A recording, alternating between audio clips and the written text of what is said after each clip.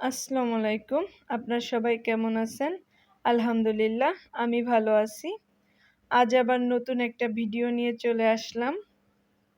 এই রুটি বানানো নিয়ে আমার মনে অনেক প্রশ্ন ছিল।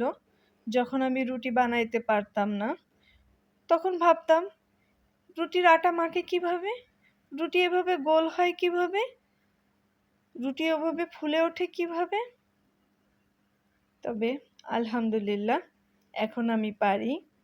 আমার রুটি এখন বৃত্তের মতো গোলও হয়, রুটি টুপির মতো ফুলেও ওঠে। দেখেন কি সুন্দর টুপির মতো ফুলে উঠছে। ফুলকো রুটি হচ্ছে। সত্য কথা বলতে মানুষ চেষ্টা করলে সবই পারে। আমার মতো এরকম গোল গোল রুটি কে কে বানাইতে পারেন কমেন্টে জানাবেন। সবাই ভালো থাকবেন। আল্লাহ হাফেজ।